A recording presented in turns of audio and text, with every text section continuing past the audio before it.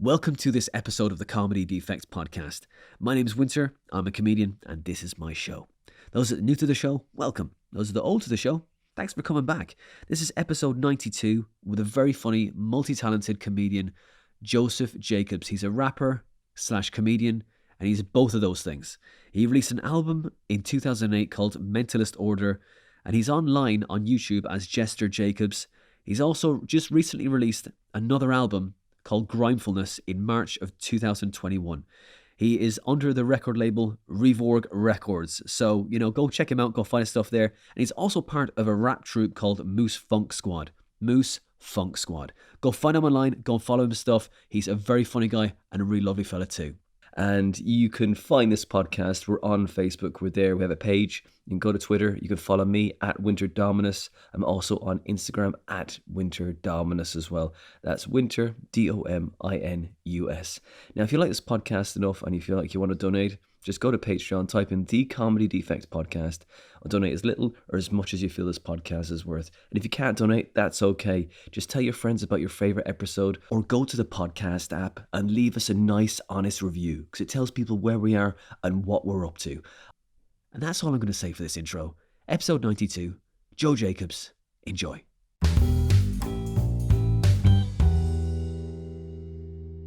Joe Jacobs, thank you for coming on The Comedy Defect. Thank you for sharing an hour of your time with me. And what have you been up to? Pleasure. How are you, man? I'm all right, mate. I'm all right. How are you? I'm just highs and lows, mate. Highs and lows, to be honest. But hanging in there, mate. Tell me about the highs and lows. Highs and lows, man. Just sort of up and down between what am I doing now and what should I be doing? Kind of staying motivated, trying to keep writing jokes, keep trying to write the next show. It just all seems a little bit pointless at the moment, to be honest. You know what I mean? Yeah, I hear that. I say, things have been going really good for you, right? I mean, I'm looking at your the bio, Joe, and I was like, whoa, geez, dude, you've done a lot in since 2012, man. And you've done a lot, got a lot in. Was 2020 the one that you were like, whoa, this is I'm on the way up now. This is it. It took the legs out from under you?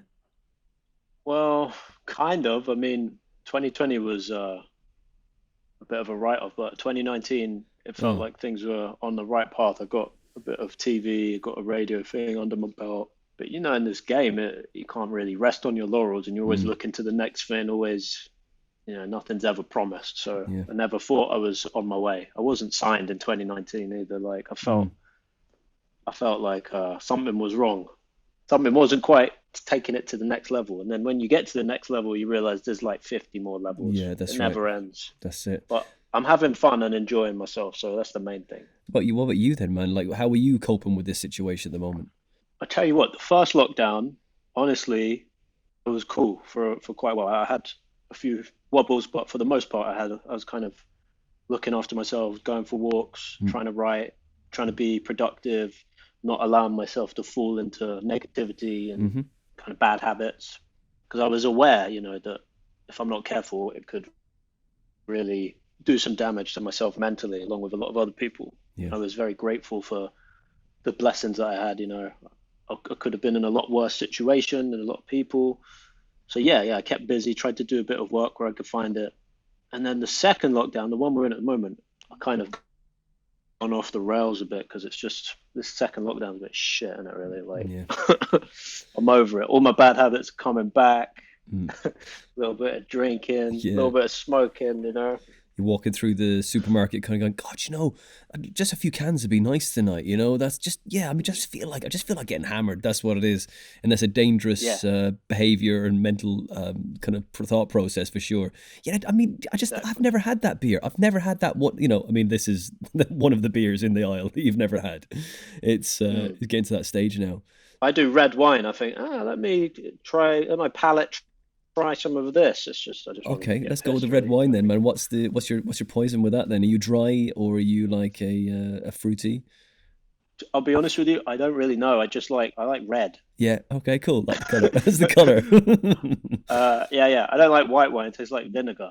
When you have that red wine. I mean, I'm not big into red wine, but I do know what you're saying. I'm getting to an age now when I appreciate a glass of red wine.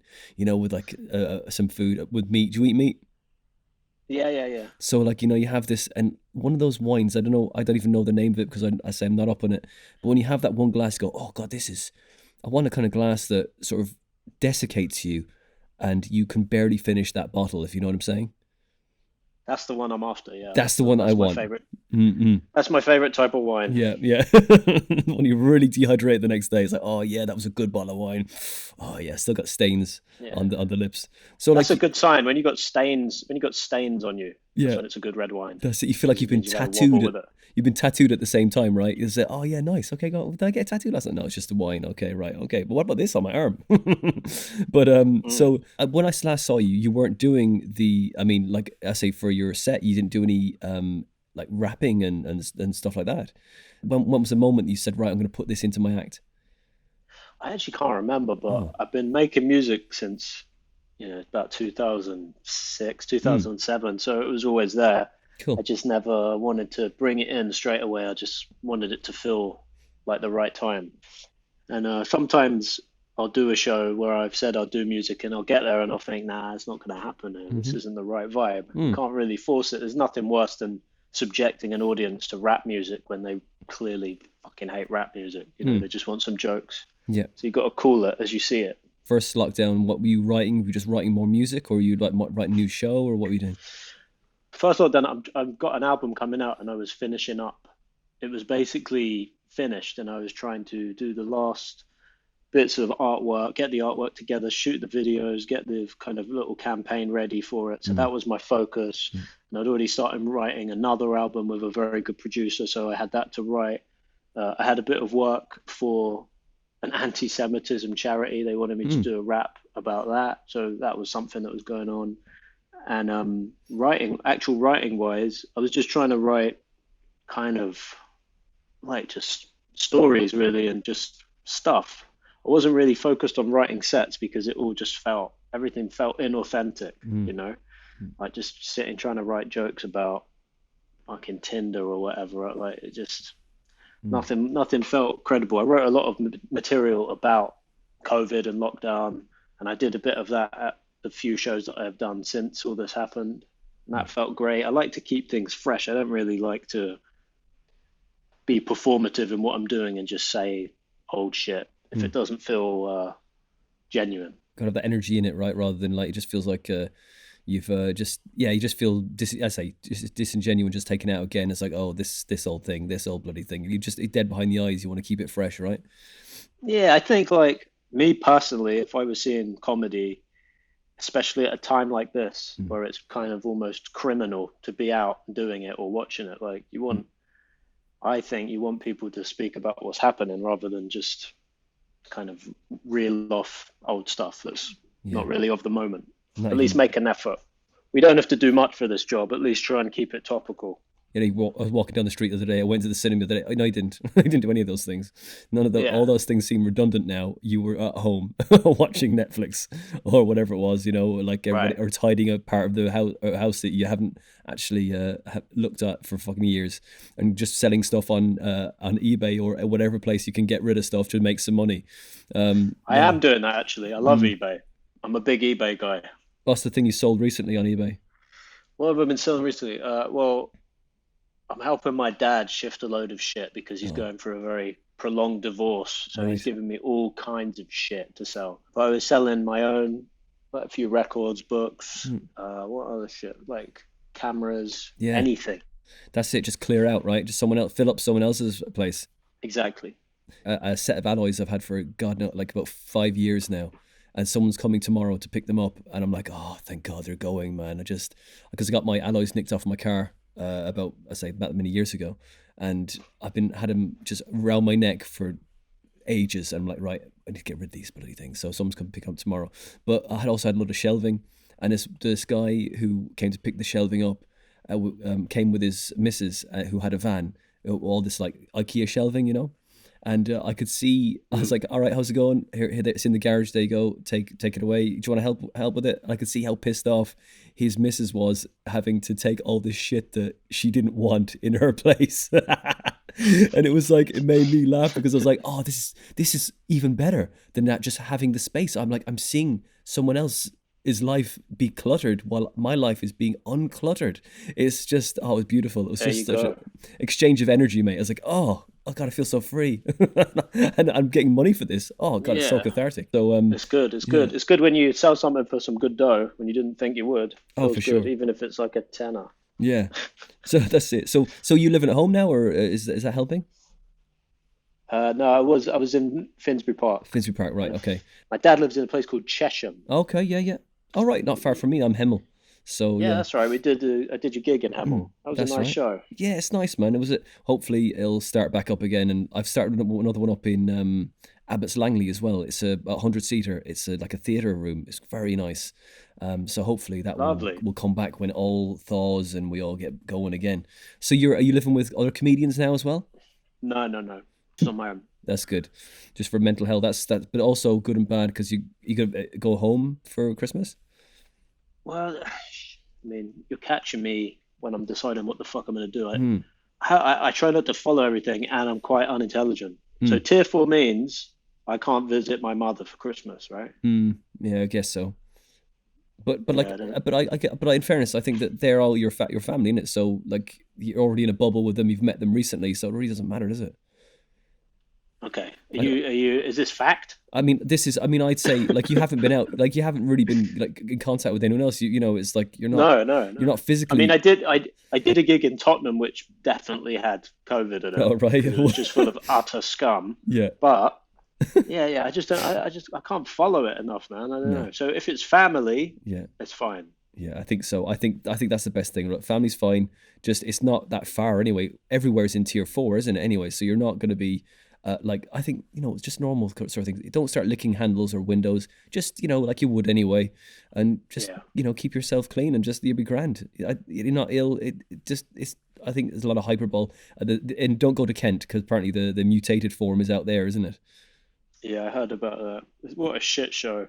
Mate, I don't know, mate. I don't know. I don't know. I'm not. I don't have enough information, and the information I've got is just warped. So I don't even know. But I think just do what you feel is right, and then just and definitely be with your family because you don't know how long you got left with them anyway. That's a nice positive outlook. Good. That's it. Just enjoy it. Like yeah, man. Well, you don't. It's a positive, negative, really. Just go. Well, might not get up tomorrow. It might be your time. That's it. So just go see him. That's the kind of thing, and then enjoy Yeah, that yeah. moment. It's in wintertime as well, mate, and it's just like, oh, it's no good for the mental health at all. There's not enough light, can't go out, definitely can't go out now. So, but just go and do that thing, man. Just be with your That family. was the reason why, yeah, the second lockdown was kind of shit because that first one was nice. Everyone was in it together. It was like the Yeah, World Cup, yeah, sunny, beautiful weather. Now yeah. it's cold, miserable, dark. It's not the same. Grew up in Chesham, is that right? No, I didn't grow up in Cheshire. I grew up in North London. North London, right, okay. My And dad moved out to Cheshire. did you like why did you start comedy? When do you think you were gonna get into it? Why did I start? Yeah, It was always something I wanted to do, and I put it off for years because you just don't know when is a good time to start. How do you decide to start? And I didn't know how, but I heard friend of a friend, was doing a show in the West End. He was starting out, and I just got in touch with him and said, "Next show, take me, right. show me where it happens." Yeah, And I went and I did it. It was fucking garbage, but I kind of got the itch. I stuck it out for for a long time. I was shit for a good 5 years, I'd say. do you remember your birth date? Do I remember the first show? Yeah. I don't remember the first. I can find it because it was the Lions Den in the old Oh venue. yeah, yeah, right. It Hmm. was the last ever Lions Den at the Cross Kings in King's Cross. So it was a full house, a lot of people, a lot of in jokes, and yeah, that was me. And I remember Tim, Right. bless him, Yeah. RIP. He kind Mhm. of he just said, "Look, just stop fucking pacing around. I'll put you on next, okay? Now you know when you're on. Just Mm. fucking sit down." I was like freaking out. Yeah, yeah. I never got to play the one in King's Cross. I went to the one in, is it Shaftesbury Avenue? Yeah, That's the one that went down. Yeah, that's it, man. It's a shame that's finished now. Yeah. I think they're keeping it going, just not with Tim. You remember your first joke or first thing you said on stage? Yeah, I remember some of my old What material. was it? Terrible. Go on, go on. Well, definitely remember. Oh man, some of my old jokes were so bad. I remember I had glasses on that Right. weren't real, just fake glasses for the purpose of one joke about saying I'm a glasses wearer. Something about should have gone to spec. Oh, fuck it, like, mate, I can't remember. But let me tell you, it was shit. Yeah. And like the fact that I had to wear glasses to do a lie, like a joke that was a lie and not even good, that just shows you kind of the level I was at, really. I think I had cue cards to remember my garbage. Right. Because you're very scared the first time because it means so much to do that. So you want it to go well, and of course the likelihood is it's not going to go well. But they were supportive enough. But yeah, it was terrible. What a shit show. And I remember the first show went okay because I was introduced as a first timer. Then when I was not introduced as a first timer, that's when I properly ate shit. Because you don't have the grace period anymore. Just be funny. Yeah, that's it. No support. You just got to just do your job, isn't it? There's no allowances at all. Yeah, and it was the Lion's Den again the second time. That was really the only show I knew for quite a while. Because like sometimes people say, "How do I do comedy? I want to try it." And like the truth is, I think they've already failed if they say that. You just got to find a way to do it. I didn't fucking know. No one told me. I didn't have any friends who were comedians. I just had to figure it out, show up, die, get the train back, think about what I'd done. Yeah, that's it. That should be the mantra, isn't it? Okay, you die, now go and think about what you've done. Exactly. Exactly. And who was the person you followed down to the Lion's Den? Who was your dealer? So he was a guy called Dougie Hastings, right? Who was like, I don't think he does it anymore. He was at the time, he was sort of like doing, I think it was like sort of stand-up / poetry. And he was the person that I asked to help me, to take me to a show. It was through him. And I remember going there, and the type of people that were there at the time in those days, I remember Ty Atkins was there. He was the host of the Den at the time. Darius Davies, Kwame Asante was there, Sean Mahoney, people like that. And a lot of people that we haven't seen since. I remember like a guy, a ginger comedian called Ginger Dan or something. Yeah. Never heard from him. Ginger you Dan. thought they were like shit hot at the time. Yeah. Because, they had their solid 10. Yeah, yeah. I remember meeting Joel Dommett there when he'd just done like a sort of headline 10. He was kind of still new, but very good. Yeah. This would have been 2012 kind of time. You saw a few good people. Yeah, a lot of shit though. A lot of shit. But it's nice to see that it's just like it can be done. Just keep going at it. Keep plugging away. I mean, you won the King Gong in 2013, right? And I mean, you got a lot of finalist stuff on your belt as well. New acting. Yeah. I mean, the Comedy Cafe. Never won anything, but yeah. But no, but like that's mate. You're so close, mate. I mean, as long as you're Jewish comedian of the year, right? Yeah. Well, my attitude was kind of like with the gong, because some people don't like doing those gongs, but for me, it was just about everything is an opportunity to sort of step it up. You have to put yourself out there, and I didn't agree with doing competitions. Really, I hated being a part of them. I hate being judged and shit, and against people that you respect, but I was trying to get ahead, and that's the only thing that felt like it would work. It kind of gets you a bit of work. You just got to keep the momentum. You got to keep going until they can't ignore you. Is how I felt. It's how I jumped from the different gigs as well. Like, because I shouldn't have been in many of the gigs I did early doors, but you just have to blag it. Otherwise, you just stay doing the Lion's Den forever. That's how I felt. So I kind of just forced it. Got my way onto all kinds of shows and show up at venues, get asked to put on. Pull every favor. It's crazy. Yeah, that's it, man. Just you got to make your own luck, huh? Definitely. Walk on the hot coals, man. Just try and get to that little small bit of an opportunity. And so you won the King Gong, man. And you're playing the Comedy Store now all the time. Yeah. I'm doing weekends there. Nice, man. That's great. And that's a good example of like utter graft, because I never had management that got me a trial spot. I got my weekend spot from beating the gong. I did it 4 times, one at the final time. And then I did open spots, maybe 3 5 minutes, 2 3 10-minute spots, then a couple of 20s, and then I got the weekend. Nice. It took about fucking Took at least 5 years. Fair play. It's great. Maybe longer. That's great, man. Do you keep going back to any of the gong shows now? You like, right, I've done it. I've put myself through the fire. I'm not going back now. I've got nothing to prove. Yeah, I haven't done many for quite a while, but to be honest with you, I wouldn't say no if I was in a situation where it was happening. I don't really give a fuck. I do have nothing to lose. I don't care. But I think there's a time and a place. Like, the thing is, people shit on the Gong Show, but not much more entertaining than the Comedy Store King Gong. Pure gladiatorial blood sport shit. It's fucking amazing. You get to see dreams destroyed. It's so unfair. It's just not right. Like, talent doesn't win. I've seen people who were basically mocked for the whole thing, winning the Gong, because the audience just thought this is fucking mental. Let's let this guy win. Nothing makes any sense. Yeah, that's great. Just chaos. So I'm a fan, and I thrive in chaos. Really, I quite like those kind of gigs. So that's great. I would do it. Do you think, because like basically you're a rapper to start with, right? Or no, 2006. Yeah, I'd say so. Yeah, I started with rap. Yeah. Okay, so do you think that that's improvisation and free flow has really just like enjoy that chaos thing more than anything else? Like, oh man, this could it's not up to me sometimes. It's just up to the way the night happens. Yeah, it gives you a bit more leeway when it goes, well, what, my night, it's all right, I'm just doing my thing. I can't change it, I can't control it.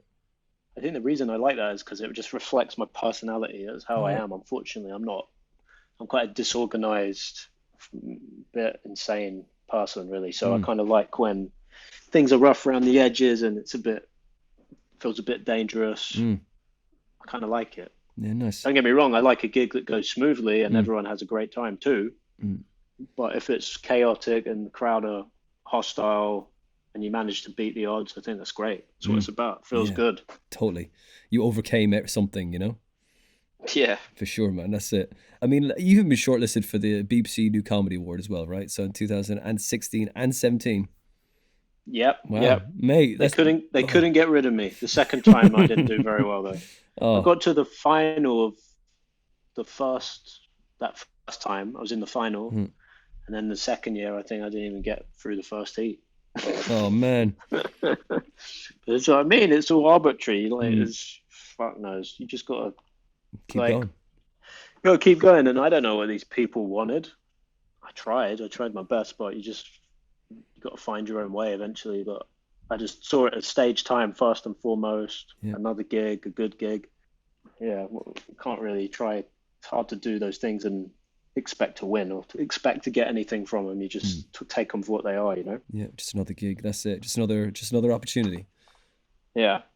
So at the time, of course, I didn't think it was just another gig. I thought it was like life or death. But it's only in hindsight that you realize it's really irrelevant.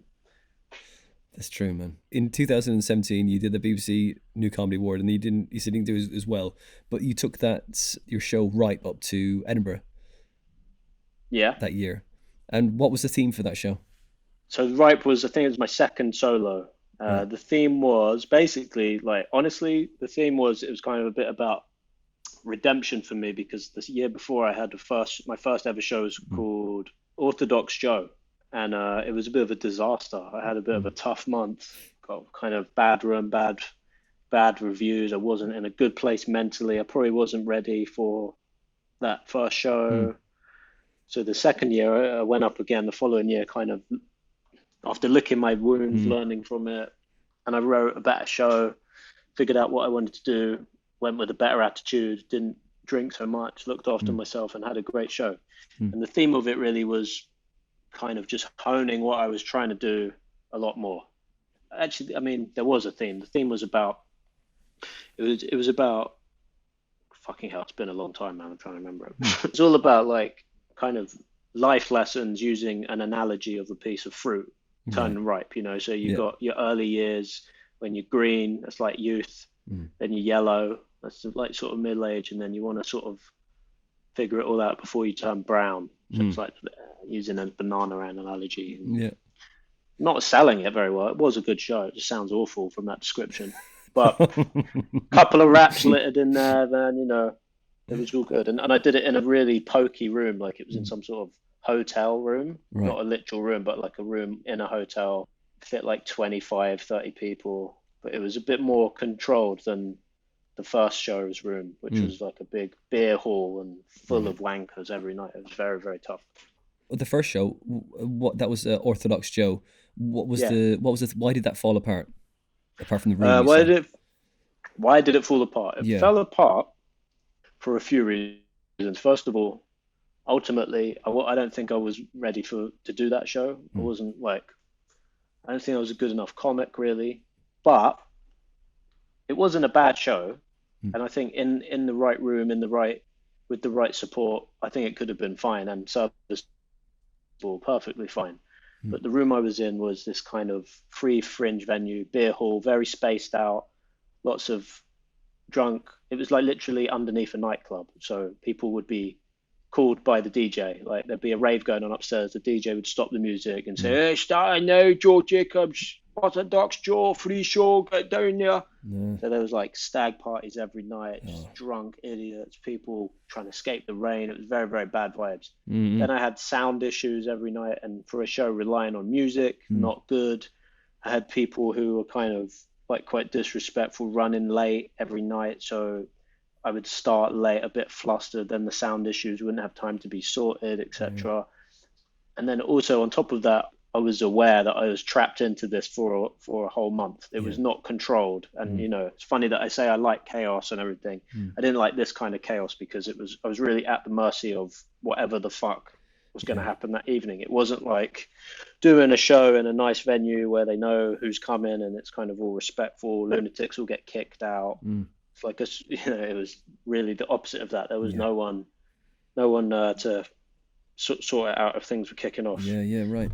And I was like losing it a bit mentally. I was a bit depressed, drinking, getting fucked up. It was just a big cocktail of errors, really. But I learned a lot from it. Was that like a 45 or what would you do for that one? I think, it was an hour. Oh, yeah. But I mean, like a fucking baggy hour. Yeah.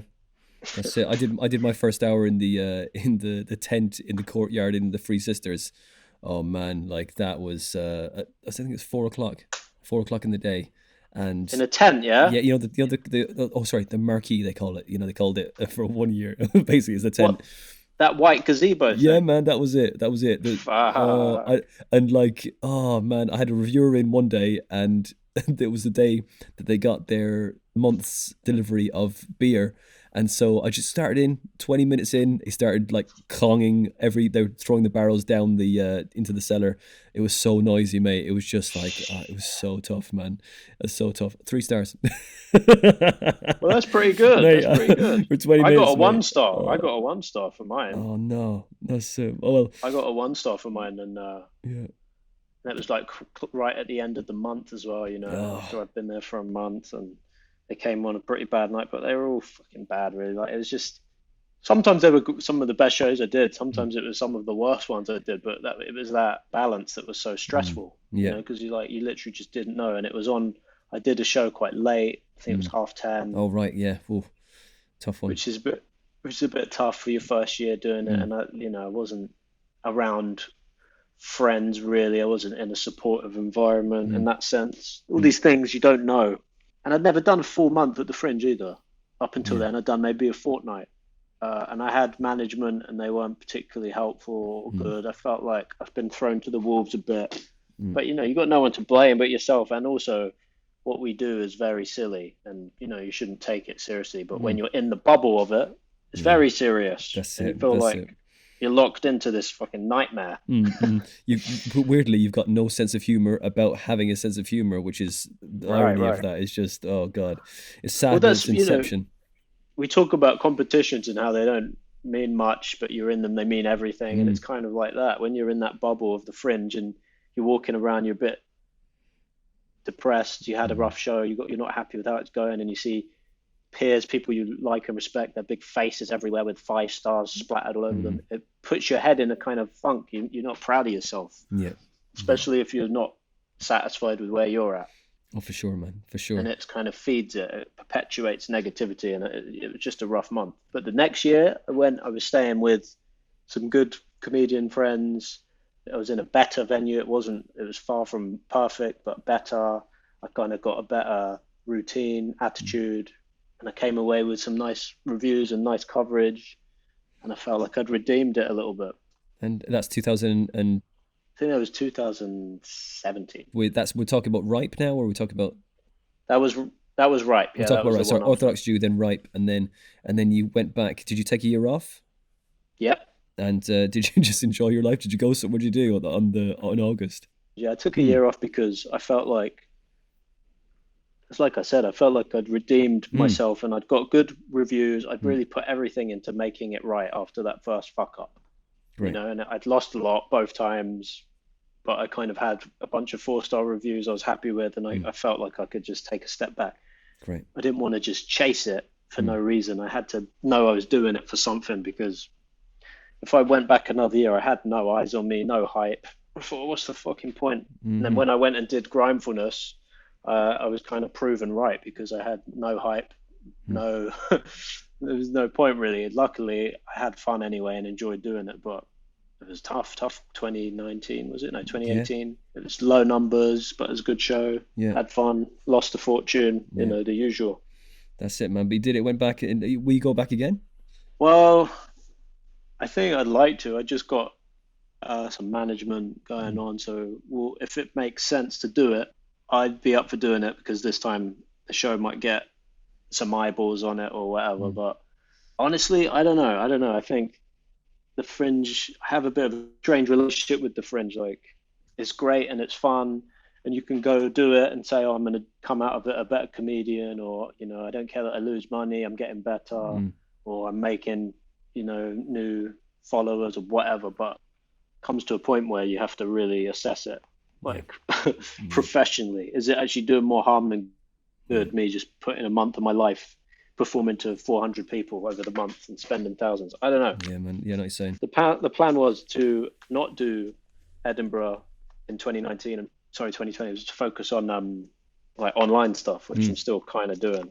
All right. Yeah. And so the Grimefulness, was that like a show really just for you? Like, I mean, the Orthodox was, you're like, okay, I need to write a show for Edinburgh. Ripe was like the comeback, and then Grimefulness is like, this is mine. Yeah, I've already got the reviews. This is for me. Like, I'm just gonna enjoy myself. Yeah. Kinda, yeah. I kind of felt like I knew how to make a show. And I didn't really put as much thought into it. I thought it was an all right show. I actually think Ripe was probably the best show I did, because I had that flame and fire. Like, I really wanted to show I was good at that point. With Grimefulness, it was just kind of more of the same a little bit. There was some good routines and everything, but I don't know. It didn't feel the same to me. I think it was maybe because of the venue as well. I kind of liked my little shantytown venue that second time around. It was quite funny. Nice. It's quite funny that I was in a hotel, like, literally. It was for suite venues. I don't know if they even still exist anymore. They put me in this hotel. It's like literally out of the way of the entire Fringe. There were no other shows there. Is that the one down the bottom, like of near the? Is it like just near the bridge? You kind of like.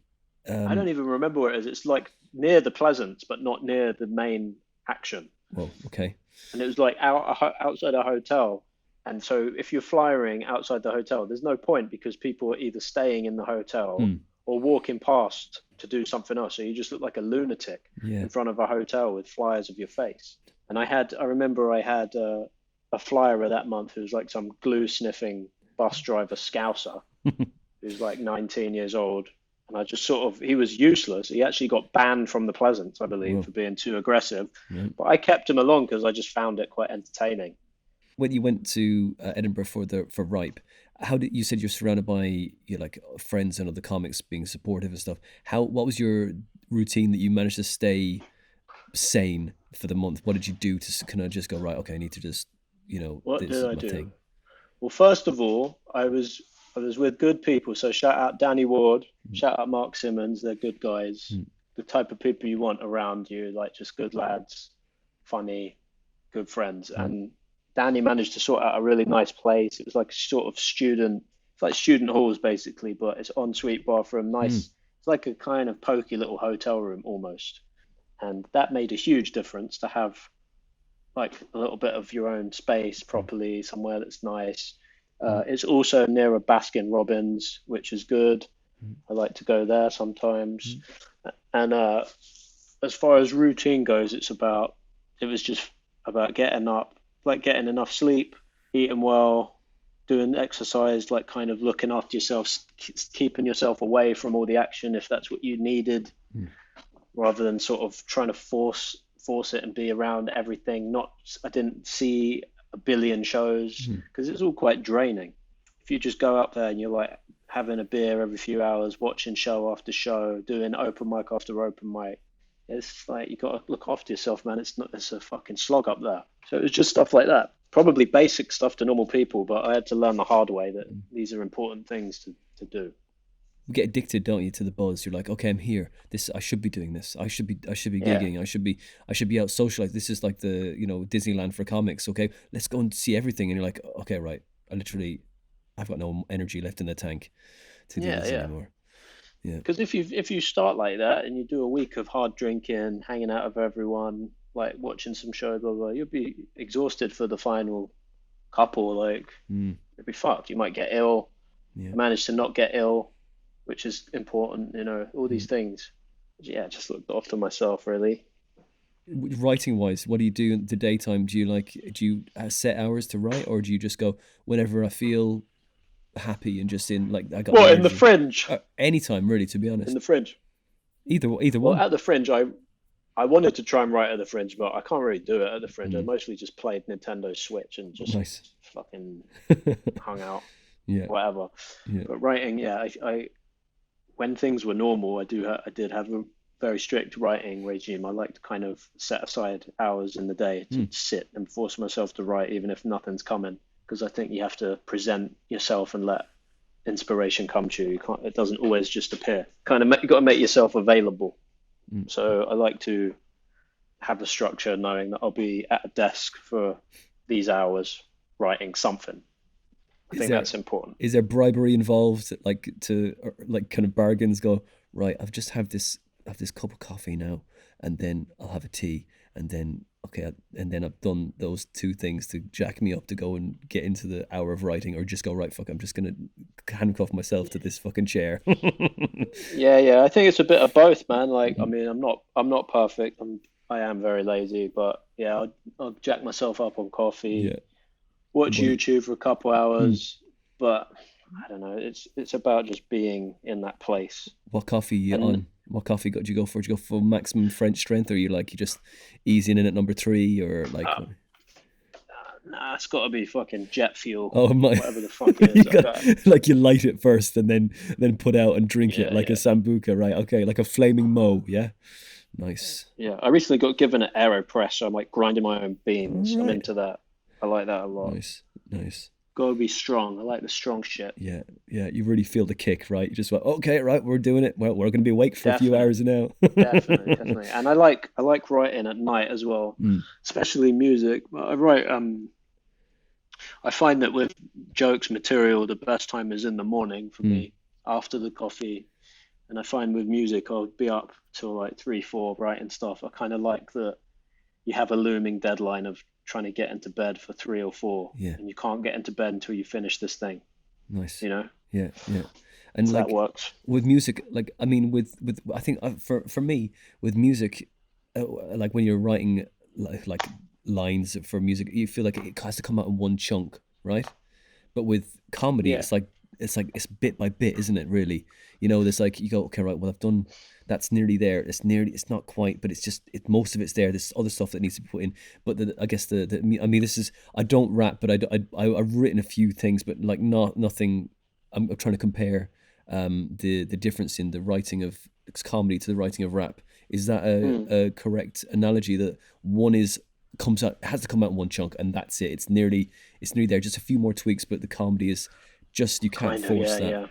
Yeah. Agree. I think that's why I like writing rhymes and songs, because it is satisfying when you have given yourself a task and you write 3 verses, or a hook comes to you, and you very much know when it's finished or when a draft of it is finished. But with comedy, like you said, it's ongoing. Yeah, it can never be finished. Yeah, that's right. This is, and it might be like, and like you might for when it comes to writing jokes, it might just be a sentence that you've come up with, but you know you're happy with what that is.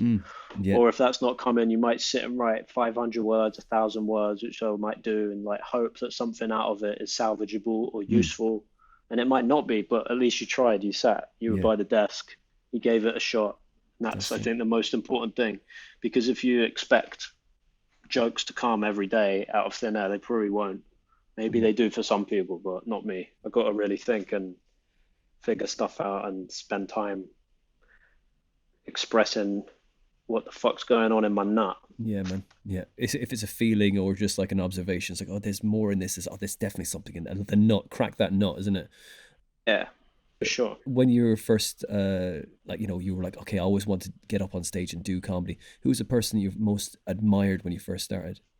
The first person I really saw when I was a kid was Jack D. That was probably the first guy I remember. I like Jack D a lot, and I used to watch Jerry Sadowitz. I got a VHS that my grandpa got me years ago. That kind of set me off as well. Crazy Scottish people. Yeah, I'd say those two really. They were the first two I remember. Eddie Murphy. And you've shared the stage with like Bill Burr. That's right. Yeah, it was in LA. LA, right. Yeah. Happened by accident. It wasn't. I wasn't like properly booked, but.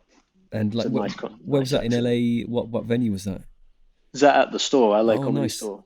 I was basically out there just for a trip, and I kind of was trying to get some work, a bit of gigs, and someone hooked me up with like some very average shows. But then I met someone who had an in at the store and kind of got me in last minute spots. Yeah, it was cool, very nice. I'd like to get back out there. Do you find the crowds over there more giving, or what did you feel when you were on stage? Yeah, they were more giving, definitely, because I was a bit of an anomaly, you know. I'm a British person over there, so I think they like that. I mean, no shade to that circuit. I don't know it very well, but I think there's so many more comedians, and it's so more, the way that circuit operates is so different to ours. Like we can gig every night. We don't have to bring people necessarily. We don't have to have like a minimum drinks order for the people we do bring. Over in the States, you've got to bring friends. You've got to spend on drinks. These nights, they have like 20 comics doing fives, and everyone, I don't know whether it's an American thing, but everyone is basically the same. Right. Very little distinction. They're all very similar, like style, delivery, content. It's crazy. I don't know. I feel like I'm lucky to have done comedy in Britain, because we got the best from everyone across the world. Premiership. I do think so, yeah. Maybe I haven't been in LA enough to see it properly, but that was my first thought. So it was very saturated. Like I think it'd be very hard to elevate in LA as a comic. A lot harder. And like, so Stuart Lee as well. When was that? Stuart Lee basically. So my regular open mic is Jester Jesters. Right, I don't know if you've ever done Yes, of course, man. Yeah, so Jester Jesters, I met those guys from doing the Den years ago, and then it moved to Jester Jesters, started around the same time I was starting. And they're my guys. And basically, I think John Hearn managed to just get Stuart Lee to just show up to do some work in progress. So he asked the Jesters regulars to come and support the night, and he just billed it without fanfare. He just set up his Facebook event and just listed the acts and Stuart Lee on the top, and didn't really make much of a deal about it, which I think was quite funny. But it was sold out. It was all his fans obviously saw the mailing list, and it was a really good night. Excellent, man. Excellent. And of course, the last one I'm going to hit now is, and Mr. Motivator. I love it. The big, and then Mr. Motivator at the end. Yeah, Mr. Motivator. What happened there, mate? What was there? Fucking hell, that was one of my favorite shows ever. I was booked to do a festival called Innocent Unplugged. Right. So it was like the whole thing was about turning off all your social media and just like being analog for the weekend. And I was booked with my rap group that I'm in, Moose Funk Squad. We were going to headline the festival.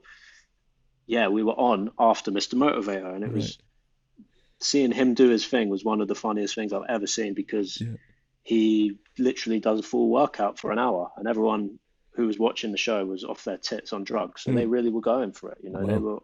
They were really going for it. So it was hard to follow because everyone was tired. Yeah. And yeah, it was crazy to meet Mr. Motivator. The man doesn't age. Yeah. It was good to chat with him, talk shop.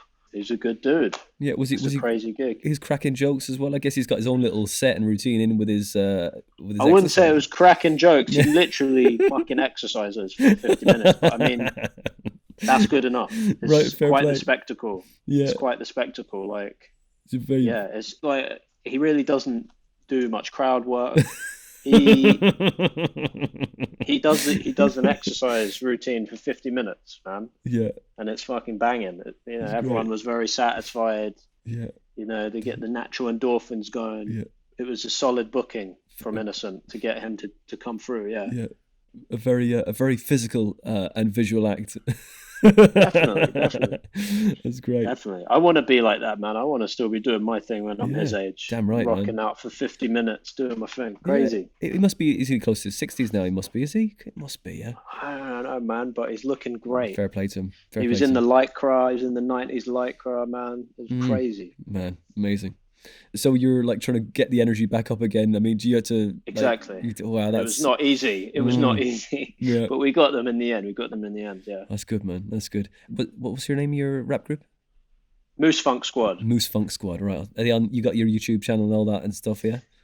Yeah, we got a couple albums out. We're trying to write more stuff, but Nice. Everyone's doing their own thing. It's quite hard to get all the moose in a room, but hopefully soon. Yeah. And I'm working on solo stuff. They're doing solo bits too. Great. Follow it. And so you got so Jester Jacobs is your name, your own solo stuff, right? And Mental Disorder, you released that in 2008. That's right, yeah. So yeah, and like, do you hawk that round for comedy gigs as well? Is it funny stuff, or is it just? It's got funny stuff in there and serious. It's a bit of everything. Like there's songs on Mental Disorder about shooting people with super soakers filled with piss and getting jacked. All kinds of stuff going on there, and it's quite an old record, but it's still pretty good, I think. But I've had a lot more music since then, so I certainly try and flog that at shows as well. Great. But this new album coming out, I think, is going to be good. It's called Grimefulness. It's going to be good. Grimefulness, right? Nice. From 2019, is that like stuff taken out of there and recalibrated for this album, or? Couple bits, but it's like they were kind of both sort of in tandem, really. Mm-hmm. Written around the same time, and I think it will make sense when you hear it. All right. Put Okay. it that way. Yeah. Awesome. And when's that released? Hopefully, it's come in March. Nice one. So, and the last thing, really, a couple of things. You went on to Harry Hill's ClubNite, man, on Channel 4. Yeah. That's great, mate. Great. Smashing it. It's brilliant. Thank you. Like, yeah, like, I mean, so how was that? How did you sleep after that? How was it? I didn't. I was fucking buzzing after that. It was so great. I was very happy with everything. It was one of my favorite memories, really, doing comedy. It was fucking really, really fun. I'm very lucky that I got to do, for my first TV spot, I got to do a show like that. I feel very lucky because I think it was a good platform for what I do. I was able to just do it how I wanted to do it, and to be able to do, like a 7-minute set of stand up or whatever, uninterrupted like that. Quite rare, really. Like there aren't too many stand up shows that will allow that to happen. Certainly not at the time, anyway. You got Apollo, you got, I don't know, Russell Howard. Yeah, that's where else do you go? Is that even going anymore? Is that it's going in some form, but I don't know. It's not the same as it was when you had comics doing 20 or an uninterrupted set. And what happened after that? I mean, that must have slingshotted you a few levels, right? Well, you think so? It did, kind of, and it was cool that I got to announce it and everything. But it actually didn't. It didn't really do too much for me necessarily because I had meetings with agents again, set it all up, and it didn't quite, for whatever reason, they weren't interested. I spoke to basically everyone. I'd been rejected pretty much by every agent going at this point now, everybody, literally. So I was kind of at a bit of a loss, really. And then COVID happened, because keep in mind, Harry's show was end of 2019. COVID happened February, March 2020. So it wasn't too long after that COVID happened, really. Yeah. So then the meetings I had with agents, they all got postponed or cancelled. So I was at a loss. But then I got in touch with the guy who's my current agent Great. during lockdown. And we were chatting, and then we had a quick meeting, and then it all became official. Oh, But brilliant. when I met him for the first time, he said, "Oh, I didn't sign you. Or I didn't really bother looking into it when I saw you on Harry because I just assumed you were signed because you were on Harry Hill." Yeah. So there you go. That's great, man. You got to basically just keep knocking, innit? Keep knocking. I still need somebody. I still need help. Yeah. That's it, Always. man. Appearances made to be Keep- deceiving. Keep going, always. Yeah, man. So, like, what is I mean, I know we're in lockdown now, but what is the next step apart from you releasing the album, which is Grimefulness? Are you writing just a pure comedy show, or are you going to just always have the two things connected? I don't know, man. Whatever I feel works, I will do. Yeah. I won't just do it for the sake of it. I'm always writing music. I'm always writing jokes. If they work together for something, I'll put them together. If they don't, I won't sweat it too much. But things I'm working on, I've written a couple scripts during lockdown Great. that I think are cool.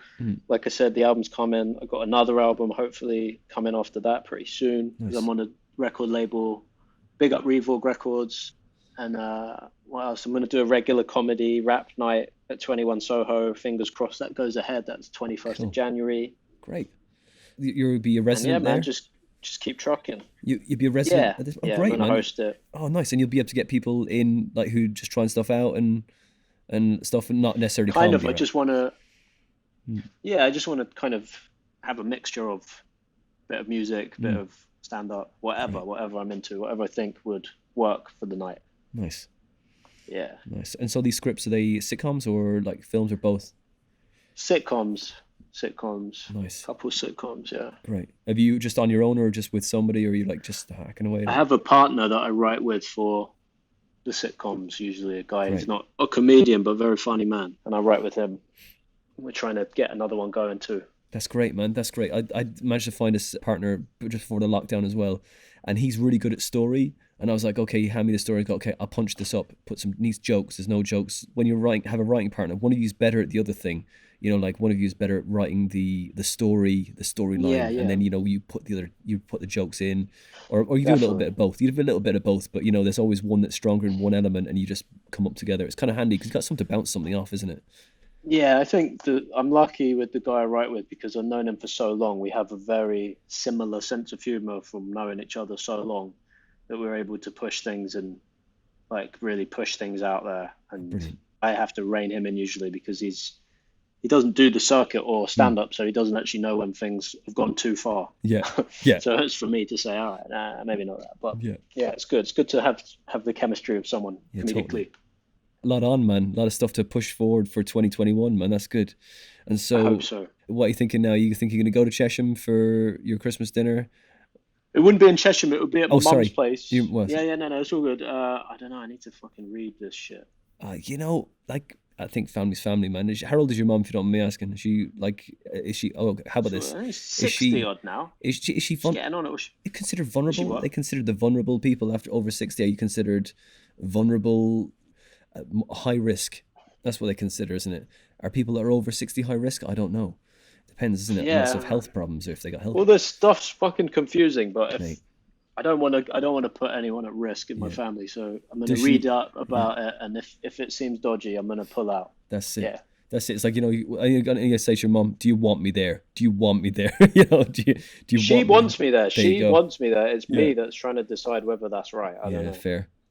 But we'll see. That's it. What are you doing for Christmas? I'm staying in Hemel, man. I'm not going home to Ireland. We can't because all the flights are locked down anyway. A couple of friends of mine had some flights booked and they just can't get back. So it's just like, but I'm staying Hemel Hempstead with the wife, and we're gonna have a bit of turkey, just relax, mate. That's it. I don't have to go. Nice. I hope you enjoy.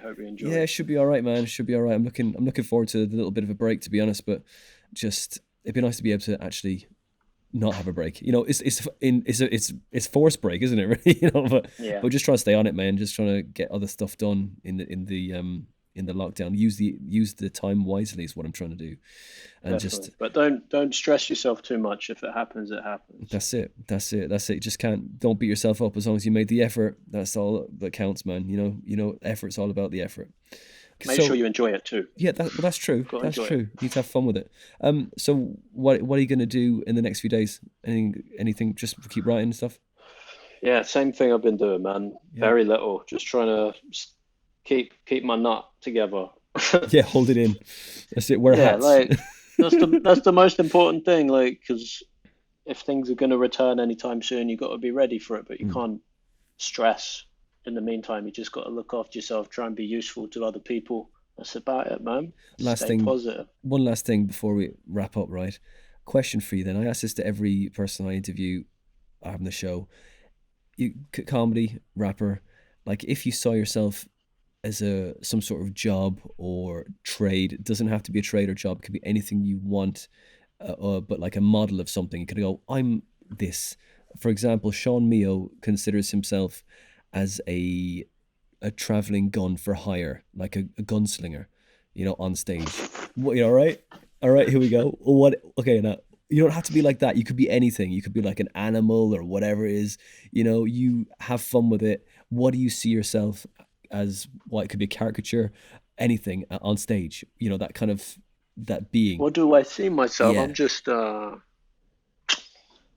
neighborhood rap singer, man. All right. That's it.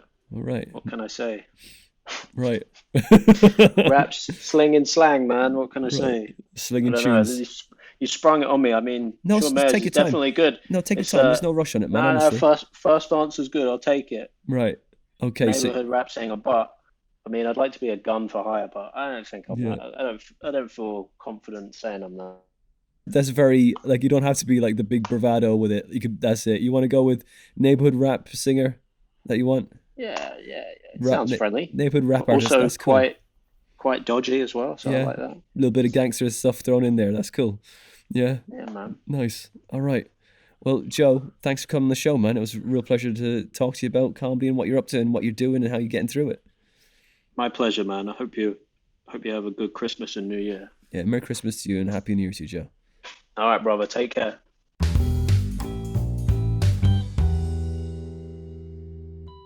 And that was episode 92 with the very funny, multi-talented Joe Jacobs. He had an album come out in March 2021 called Grimefulness, and he's got one came out in 2008 called Mentalist Order. Look, he's busy as anything, and he's a very funny guy. If you're booking comedians for your night, get him down to close your night. He is absolutely excellent. Joe Jacobs, Jester Jacobs on YouTube, and he's also part of a rap troupe called Moose Funk Squad.